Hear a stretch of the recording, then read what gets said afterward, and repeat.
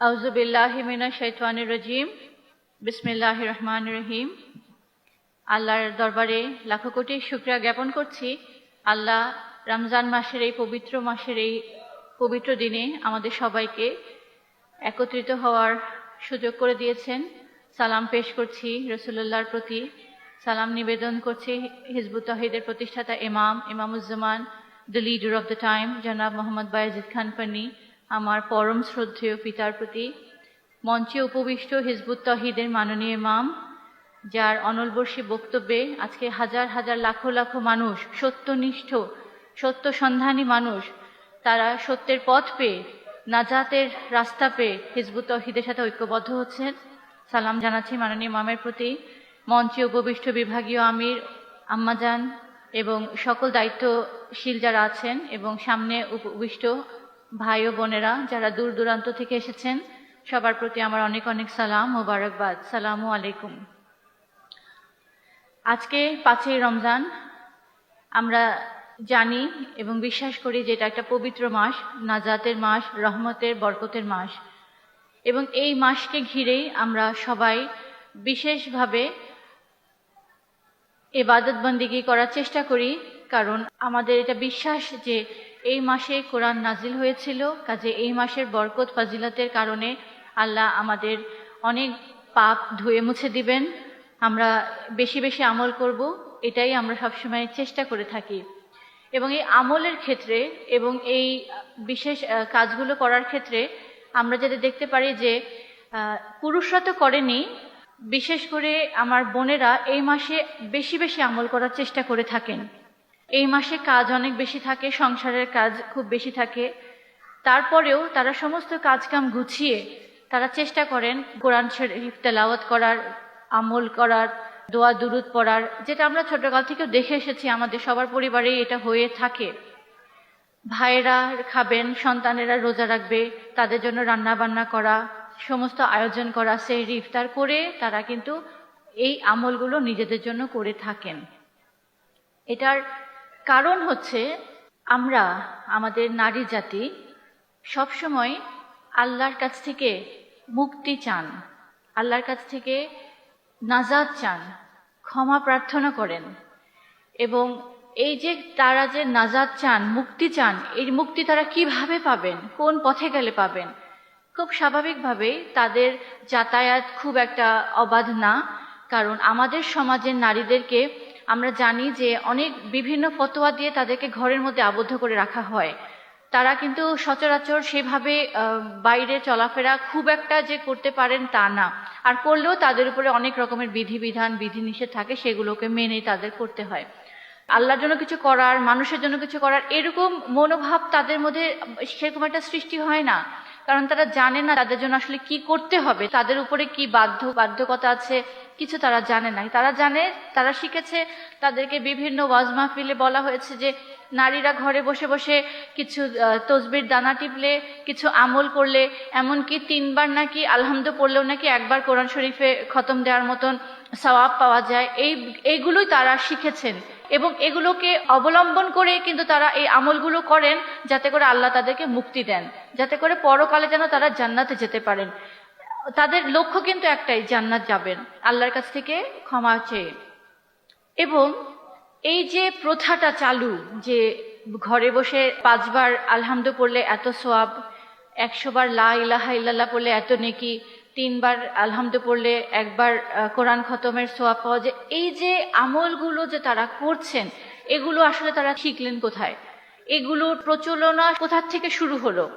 আমার যে বোনেরা আছেন, আমি তাদের দৃষ্টি আকর্ষণ করে একটু বলবো, আপনারা একটু কষ্ট করে শোনার চেষ্টা করবেন। এই আমলগুলোর শিক্ষা তারা কোথায় পেয়েছেন? এক হচ্ছে ওয়াজে, দ্বিতীয় হচ্ছে তালিমে।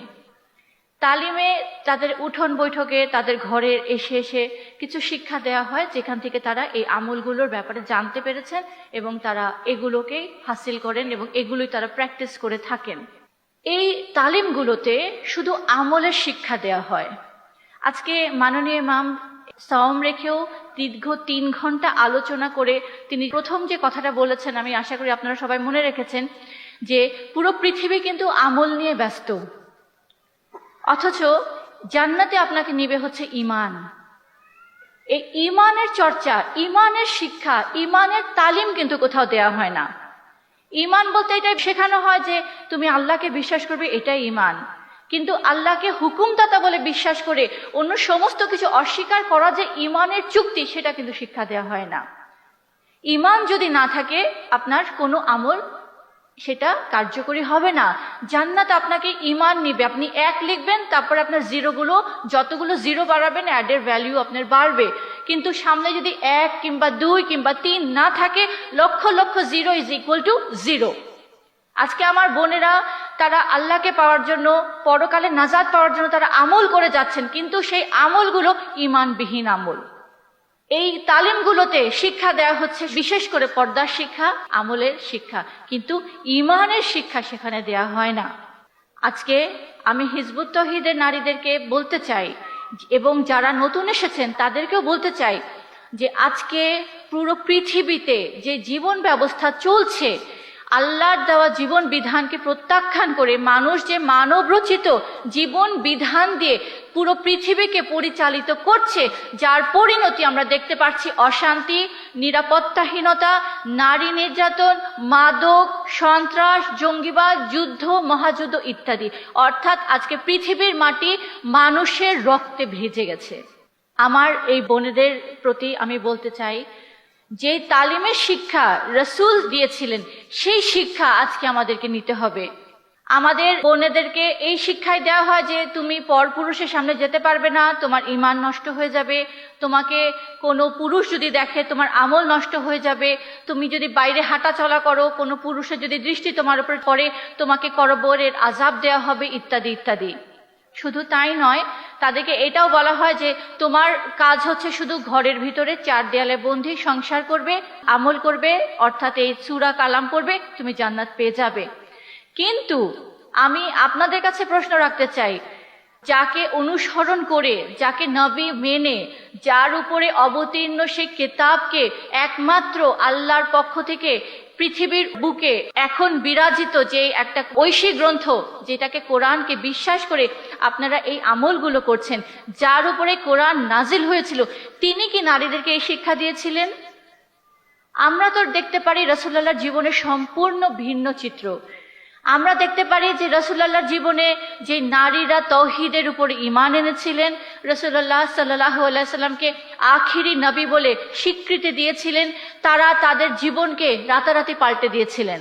তারা রাসূলের কাছে এই তাওহীদের উপর ঈমান এনে তারা সেই সমাজকে পরিবর্তন করার জন্য তারা তাদের জীবন, সম্পদ, স্বামী, সন্তান সবকিছু উৎসর্গ করেছিলেন। তারা যেভাবে আলোচনার সভায় এসেছেন, তারা যুদ্ধের ময়দানেও গিয়েছেন। তারা যেভাবে সেবা দিয়েছেন, যারা শহীদ হয়েছে যুদ্ধে তাদেরকে দাফন পর্যন্ত করেছেন। শুধু তাই নয়, এই যে রমজান মাস চলছে, এই রমজান মাসে নারীরা বাজারে বাজারে ঘুরে বেড়াতেন, দেখতেন কেউ খাবারের মধ্যে ভেজাল দেয় কিনা, বাড়তি দাম কার কাছে চায় কিনা, অর্থাৎ বাজার নিয়ন্ত্রণেও নারীরা ভূমিকা পালন করেছেন। অথচ আজকে ধর্মের দোহাই দিয়ে এই নারীদেরকে একেবারে কোণঠাসা করে রাখা হয়েছে। তাদেরকে এমনভাবে তাদের আত্মবিশ্বাস ছিনিয়ে নেওয়া হয়েছে যে আজকে তারা নিজেদেরকে অবলা নারী বলে মনে করেন, আজকে তারা নিজেদেরকে একেবারে নিঃস্ব মনে করেন, তারা নিজেদের সংসারে তাদের কোনো কর্তৃত্ব নাই, তাদের কোনো কথা নাই, সমাজে কোনো ভূমিকা রাখার তাদের কোনো যোগ্যতা নাই, আল্লাহর জন্য, রাসূলের জন্য, মানুষের জন্য কিছু করতে পারবে সেই সমস্ত জ্ঞান তাদের কাছে নাই। কিন্তু আমরা রাসূলুল্লাহর জীবনের সম্পূর্ণ বিপরীত চিত্র দেখেছি। যারা রাসূলুল্লাহর জীবন পড়েছেন তারা নিশ্চয়ই দেখেছেন। আমি আমাদের হিজবুত তৌহিদের নারীদেরকে বলতে চাই, এবং যারা নতুন এসেছেন আমি আপনাদের সবাইকে বলতে চাই যে আজকে আমল করবেন, অফকোর্স করবেন, আজকে আপনারাও তালিম করবেন, কিন্তু সেই তালিম ঘরে বসে থাকার তালিম নয়, ঘরে বসে তসবির দানা টিপবেন সেই শিক্ষা দেওয়ার তালিম নয়। আপনারা তালিম করবেন রাস্তায়, মাঠে, ময়দানে, রোদের মধ্যে পুড়ে মানুষকে সত্যের দিকে আহ্বান করার তালিম আজকে আপনাদের করতে হবে।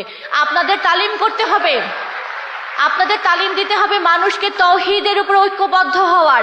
যেই তাওহীদের উপরে ঐক্যবদ্ধ না হলে মানুষের জীবনে শান্তি কখনো আশা করতে পারেন না। যেই তাওহীদবিহীন কোনো আমল আল্লাহ তার কাছে কবুল করবেন না। যেই তৌহিদ ছাড়া মানুষ জান্নাতে যেতে পারবে না, সেই তৌহিদের উপরে ঐক্যবদ্ধ হওয়ার জন্য আপনাদেরকে আজকে মানুষের কাছে যে সেই প্রকৃত তালিমের শিক্ষা এখন দিতে হবে।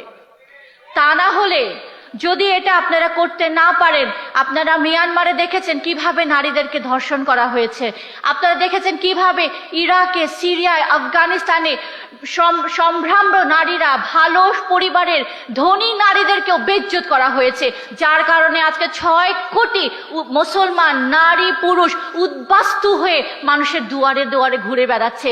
আজকে এই বাংলাদেশের নারীদেরকে যদি এই তৌহিদের উপরে ঐক্যবদ্ধ করার তালিম, এই শিক্ষা, এই শ্রম, এই সংগ্রাম, এই জিহাদ যদি আপনারা না করেন, আপনাদের পরিণতি একই হবে, এখান থেকে কেউ আপনাদেরকে ফেরাতে পারবে না।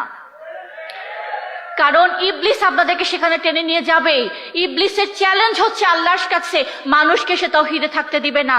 মানব জীবনে সে অশান্তি সৃষ্টি করবে, ভাইয়ে ভাইয়ে রক্তক্ষয়ী যুদ্ধ করাবে, ভাইয়ে ভাইয়ে ঐক্য নষ্ট করবে, পরিবারকে অশান্তিময় পরিবেশে পরিণত করবে, রাষ্ট্রে নিরাপত্তাহীনতা করবে, যুদ্ধ করাবে। আজকে ইবলিস তার সেই দেয়া চ্যালেঞ্জে সে জয়ী নাকি সে হেরে আছে? আপনারা বলেন। সে জয়ী হয়ে আছে। ইবলিসকে জয়ী করে রেখে আমি ঘরে বসে তসবির দানা টিপে আমি আশা করব আমি জান্নাতে যাব? No, that can never happen. এটা হচ্ছে আল্লাহর দেওয়া জীবন বিধানের সম্পূর্ণ বিপরীত শিক্ষা। এবং এই শিক্ষা নিয়ে আপনি আজকে স্বার্থপর হয়েছেন, আজকে আপনি আত্মকেন্দ্রিক হয়েছেন, আপনি সমাজকে নিয়ে চিন্তা করা শিখেননি, আপনি আল্লাহর দ্বীনকে প্রতিষ্ঠা করার কিভাবে প্রচেষ্টা করবেন সেই শিক্ষা আপনাকে দেওয়া হয়নি। আপনি শুধু নিজের পরকালকে নিয়ে চিন্তা করে তসবির দানা টিপে আপনি জান্নাতের আশা করছেন।